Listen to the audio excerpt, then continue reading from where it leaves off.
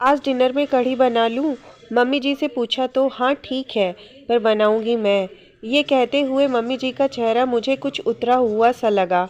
पकौड़े भी बना लिए, कढ़ी भी चूल्हे पर चढ़ा दी, पर दिख रहा था वो ये सब बेमन सा कर रही थी। कुछ तो बात जरूर थी, पर क्या? 20 दिन पहले ही इस घर में ब्याह कर आई, मुझे कुछ समझ नहीं आ रहा था। फिर क्या सात समुंदर पार बैठी अपनी ननद को फ़ोन लगा दिया।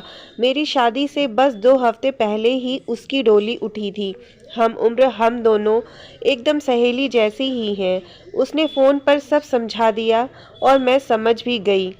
पर वो जो करने के लिए बोल रही थी, उसे करने में मैं तो हिचक रही थी। डर भी खूब लग रहा था। मेरी ननद ने मुझे ससुराल में ही चोरी करने के लिए बोल रही थी। हे भगवान! चोरी वो भी पकौड़ों की। मेरा दिल ही जानता है मैंने किस तरह से डरते डरते रसोई से मम्मी जी की गैर मौजूदगी में 8-10 पकौड़ों पर हाथ साफ किया। मैंने आंचल में पकौड़ों की कटोरी छुपाए मैं ड्राइंग रूम में जा पहुंची, जहां मम्मी पापा जी की गर्मा गर्म बहस चल रही थी। बेचारे मेरे पापा जी पकौड़े खाने के लिए रिरिया रहे थे। एक बस एक। 3 दिन से मॉर्निंग वॉक गोल कर रहे हो, एक भी नहीं मिलेगी। और अब तो यहाँ तुम्हारी लाडली बेटी भी नहीं है जो तुम्हें छुरा कर चोरी छिपे पकौड़े खिलाए। बोलते बोलते मम्मी जी की आंखें नम हो गईं। अरे तो क्या हुआ, तुम्हारी लाडली बहू तो है ना? वही पापा जी के पास ही बैठी हुई थी। मेरी तरफ देखते हुए वो बोले, ये तुम्हारी आवाज़ क्या खा रहे हो, दिखाओ ज़रा। हे भगवान, पकौड़े? तुम तो यहाँ हो, फिर ये पकौड़े कौन लाया?